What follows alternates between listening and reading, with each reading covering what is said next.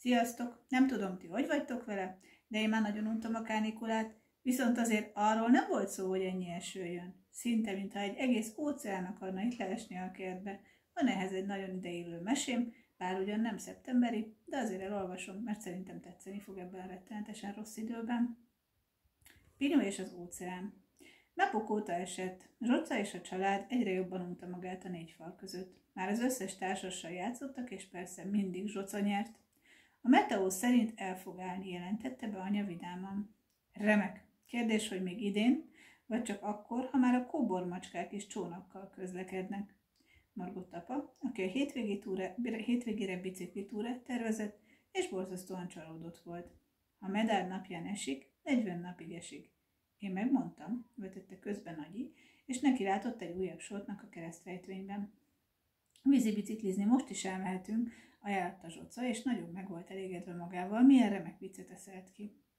Egyedül Pinyu nem szólt semmit. Ő, ha tehette, az ablakpárkányon ült, csörét az üveghez nyomva bámult ki az egyre terebbi esedő pocsolyákra.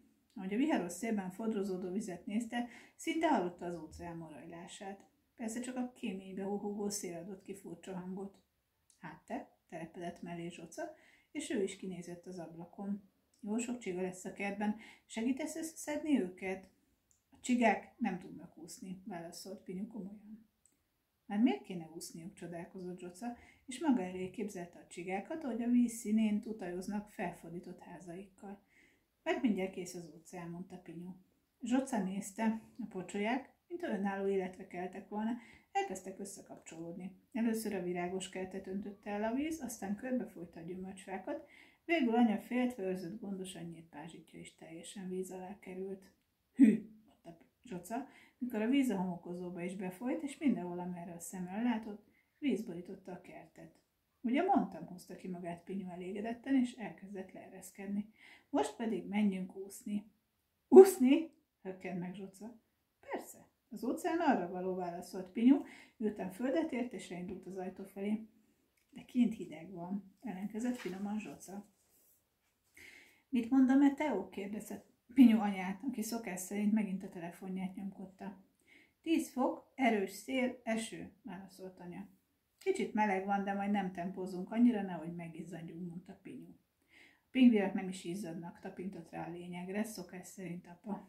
Plüss pingvinekben még kevésbé, vigyorgott Zsoca, aki az első dolgok között tanulta meg, hogy a plüssjátékok, bár néha nagyon beszédesek, nem esznek, nem pisilnek, és a nyáluk sem folyik éjszaka álmukba, ha nátha miatt tátott szájjal alszanak. Már csak azért sem, mert a legnagyobb hidegben sem náthásak. Pinyu megállt a bejárati ajtó előtt, és szigorú képet vágva összefonta két hosszú szürke szárnyát a mellkasa előtt. Mindig csak a kifogások.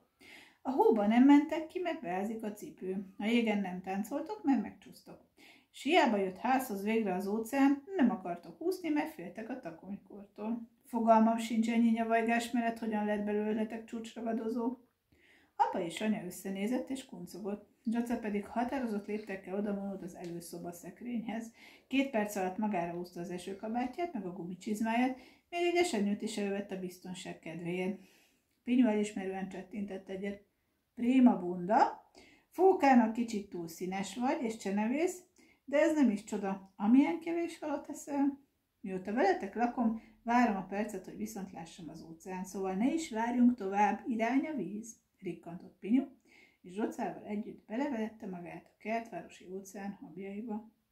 Biztos nálatok is van most óceán, ha nem is kertvárosi, de biztos vízből van, úgyhogy ti is vessétek bele magatokat, persze csak óvatosan, gumicsizma, esőkabát, sapka, sáp, meg minden ilyen védőfelszerelés, aztán utána pedig irányba a meleg szobába, egy jó meleg kakaóval, teával, és egy jó kis mesekönyvvel, például a Dudölével, a Cerkovella kiadótól. Köszönjük, hogy meghallgattatok, jó őszvárást, sziasztok!